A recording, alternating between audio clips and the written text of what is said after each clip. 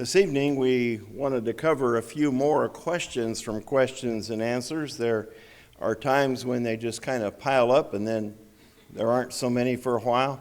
But we've reached one of those peak times, and so in order to not get too much of a backlog, we want to discuss 4 questions tonight.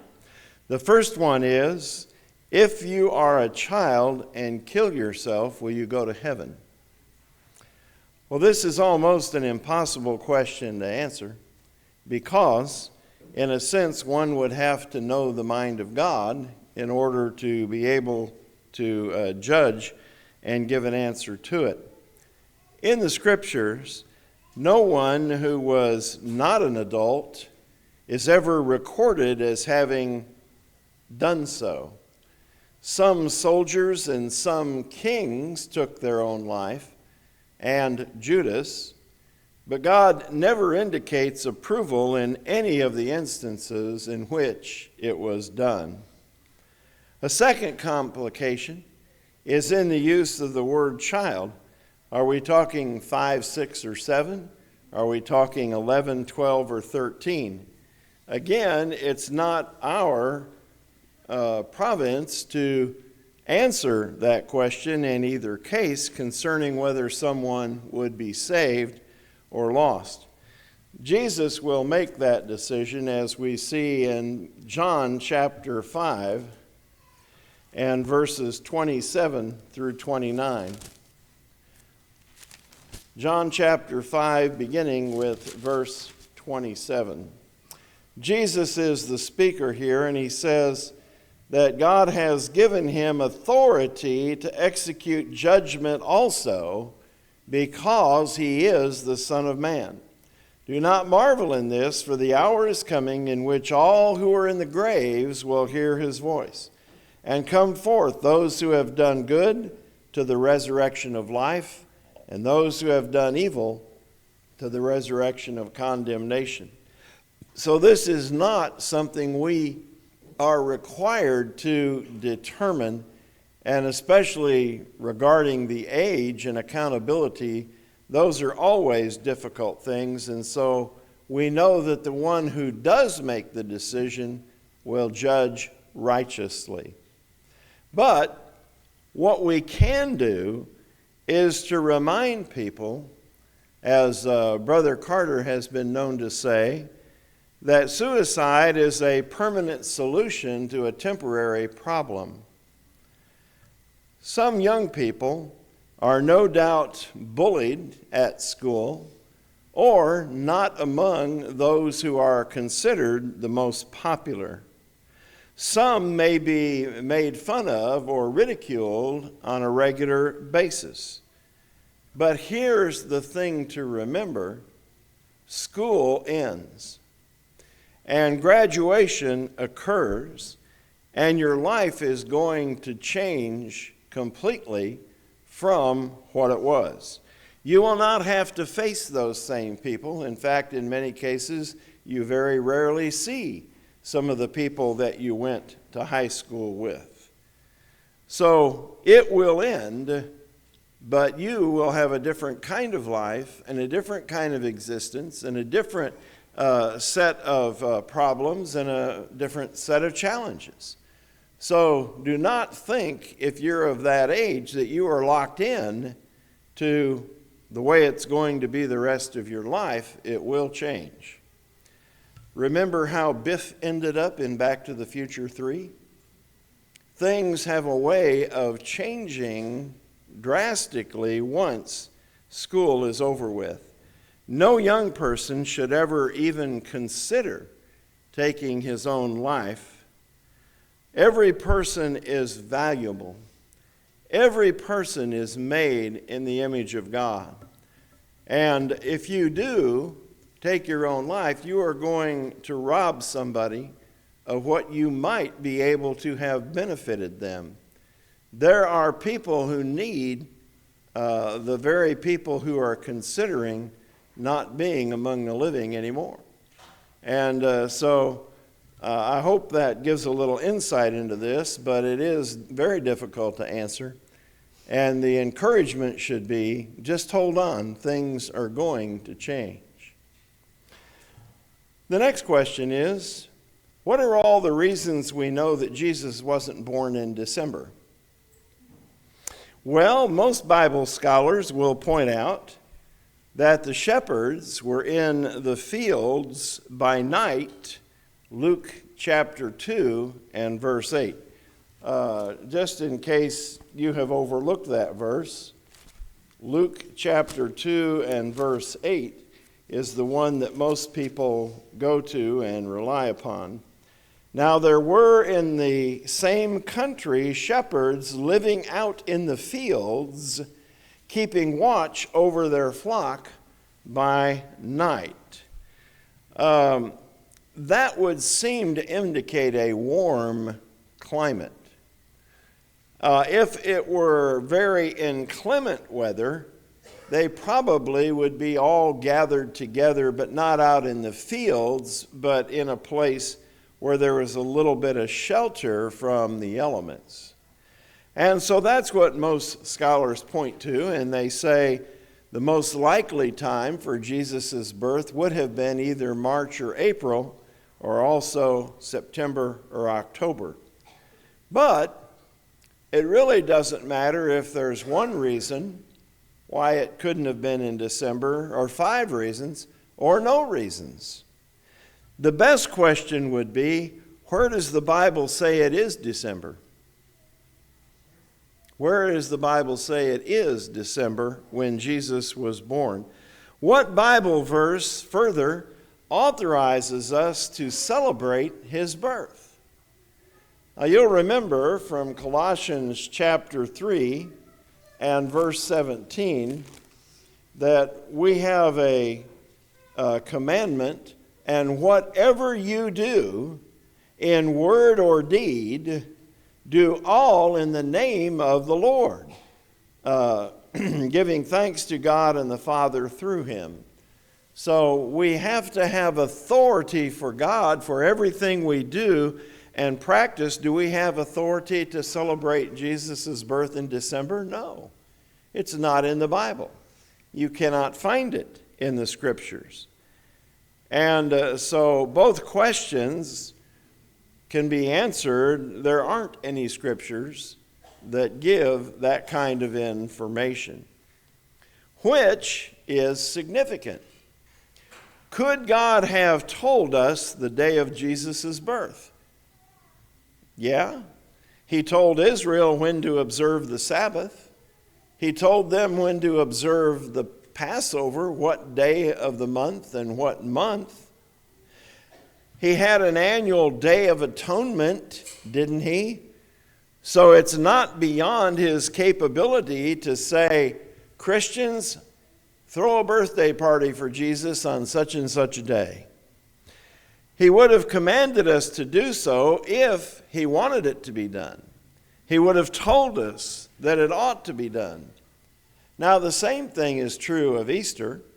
If God had wanted an annual day of observance, he would have specified that, and we would all be obeying that.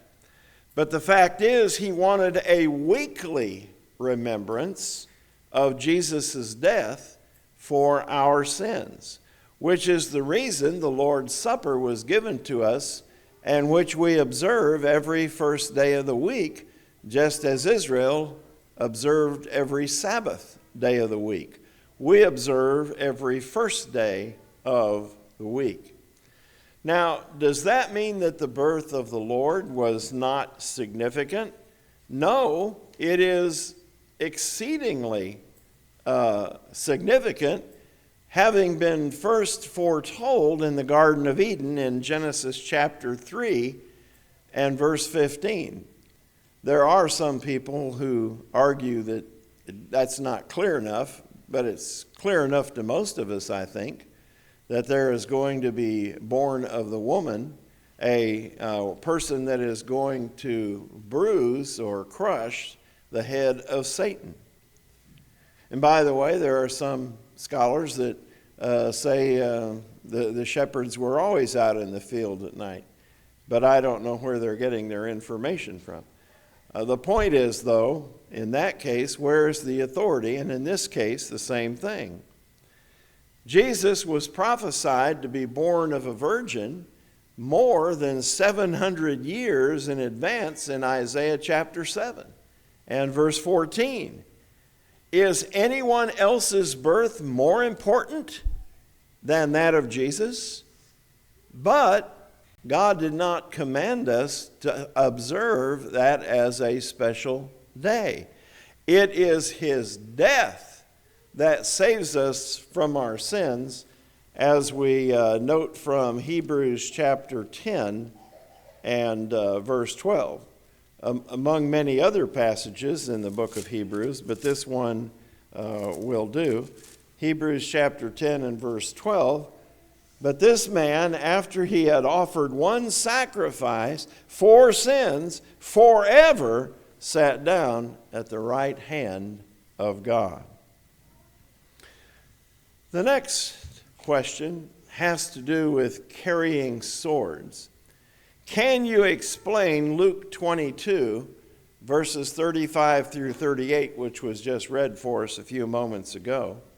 And additionally, why does Jesus instruct his disciples to carry swords in that passage, but in Matthew 26, 52 through 54, he tells them to put down their swords?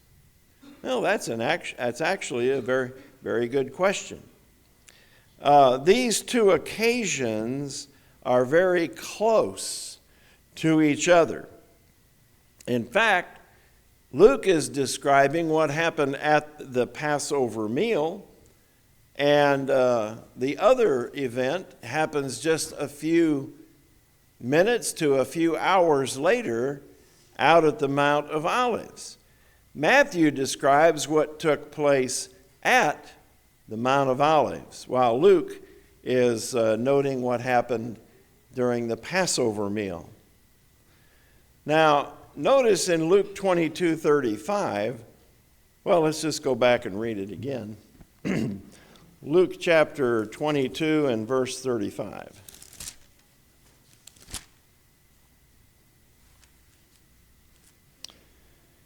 And he said to them, when I sent you without money, bag, knapsack, and sandals, did you lack anything? And they said, nothing. Then Jesus says what we probably regard as a rather remarkable thing. But now he who has a money bag, let him take it, and likewise a knapsack. And he who has no sword, let him sell his garment and buy one. And then they come to arrest Jesus, and Peter takes one of the swords, I think they had two with them, and he took one and cut off the ear of the servant of the high priest, which Jesus then restored. He restored his ear to him, and then gave the admonition about those who live by the sword, die by the sword. So why do these two passages exist so close together, and why do they seem opposite? Well, in the first context, as we read in Luke 22:35, he's talking about he's going to be sending them out on the Great Commission. That's a little bit in advance. It actually occurs, most of the instructions at least, after he's raised from the dead, but you have that beforehand. Having swords with them might discourage people from attacking them. After all, if you and somebody else are about to attack someone and you see a couple of swords, you might think twice before doing that. So it could be as a safety precaution, but it is not to defend the gospel. When Judas betrayed Jesus with a kiss, Peter decided it was time to strike. You know, he had made a promise to Jesus that he would not deny him as Jesus proclaimed that he would. And maybe the best way he thought to keep that and not end up denying Christ was to take out a sword and begin to fight. So he swung the sword, cut off the ear of the high priest's servant. But Jesus tells him to put the sword away, and then he heals the ear that Peter had cut off. Christianity would neither advance nor retreat by means of the sword. Now, we all know there's another religion that has no problem with that. And that's how they rose to power, and that's how they stay in power. But that's not Christianity. Why the two seemingly opposite sets of instructions? I have wondered for a long time if Jesus wanted them to have weapons present in order to show that they did not use them. There is a powerful message in knowing that, hey, these people are armed, but they're not fighting. That's interesting to observe of Christians. Think about all of the times that we find somebody arrested in the New Testament. Whether it was Paul and Silas being arrested in Philippi, or later on Paul being arrested in Jerusalem, or maybe a better thing would say to be rescued in Jerusalem from being torn to shreds by the crowd. Not one time did they ever draw a weapon to defend themselves. Even if they had them, they did not use them to protect themselves from religious persecution. Paul did appeal to Caesar, which was his right as a Roman citizen, but that's the only kind of defense he used. He did not use a weapon to defend himself. And he never fought a physical battle, so far as we know. None are listed in the New Testament, except the spiritual battles for which Christians need to be armed and for which there is a description in Ephesians chapter 6. Christians today may carry a weapon, a hidden weapon, for their own protection. But it is not to advance Christianity, and it is not to take out the enemies of Christ. We do that through fighting the ideology of atheists, evolutionists, and others. We do that rhetorically, we do it verbally, but we do not use weapons to fight. And so some may have those weapons for personal safety today, but not for a religious purpose. Now, the last question is, does God have a sense of humor? Well, if you just look at yourself and look around, how could he not have a sense of humor? Art Linkletter became famous decades ago with a television show called People Are Funny. Some of you may have recalled seeing that. When the announcement was made of Isaac's birth, both Abraham and Sarah laughed. And God told them when their son was born, they were to call his name Isaac, which means laughter. I think that denotes a sense of humor. Laughter, would you put away your toys? Imagine other children calling him, "Hey, Laughter, can you come out and play?" It's a strange name, but it would always remind them of what their response had been when they were notified of his coming birth. Could God refrain from laughter when men rebel against him, like Pharaoh? I don't know. If you have all power and you know what's going to happen, and you see a man down there on earth, powerful as far as men are concerned, a Pharaoh, and he's saying, "I will not let Israel go," I think I'd be tempted to laugh. Yeah, you will let them go. After about 9 more plagues, you will let Israel go. It must seem humorous to see man's puny efforts at fighting against God. We see God's use of irony time after time, even in puns like Matthew 16:16. You are Petros, and upon this Petra I will build my church. Two different words, related, but two different words referring to two different concepts. I would not be surprised that there will be humor in heaven. Now, I don't know if it'll be in the form of jokes. We have a lot of comedians that come up with some pretty good lines. Buddy Hackett was describing how he grew up. He said, as a child, my family's menu consisted of two choices: take it or leave it.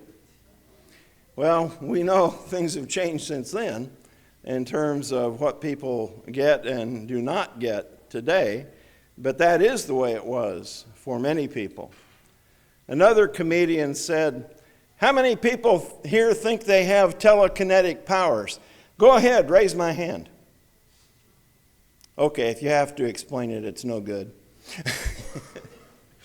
But nevertheless, I don't imagine that there will be sour, dour expressions in heaven. I presume we will see those rejoicing and happy and possibly humor mixed in with, if each one of us were to talk about our own past mistakes or dumb things that we have done, that probably would be enough to last forever, wouldn't it?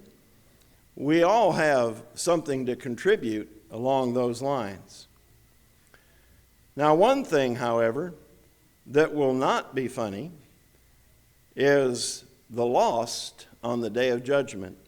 As we sing, it will be a great day for some, but it will be a sad day for others. One thing is certain, no laughter will be arising out of the regions of hell. It will not be ascending. In fact, Jesus says there will be weeping and gnashing of teeth coming from those who are lost. And by the way, he says that 6 times in the book of Matthew. The expression weeping and gnashing of teeth occurs 6 times in Matthew, once in Luke, and nowhere else in the New Testament. But the Lord is making a point. That will characterize the region of the lost, weeping and gnashing of teeth. No humor, no laughter. This evening, we've covered 4 different topics, quite diverse from one another. And we haven't, of course, mentioned the plan of salvation, which will keep people from the region of hell. And that is having faith in God, believing in Jesus as the Son of God, repenting of one's sins. Maybe we get to the point where we tend to enjoy those things, even though we know that are wrong. We need to repent of those. They are not going to come with us into heaven. They need to be repented of. And then being buried with Christ in baptism, where his blood washes all those sins away. If you've never obeyed the gospel, we extend that invitation now as always when we meet. If you've already obeyed the gospel, but you have not been living faithfully, then there is a time now that you can devote to repenting of those actions. And we invite you to come if you're subject while we stand and while we sing.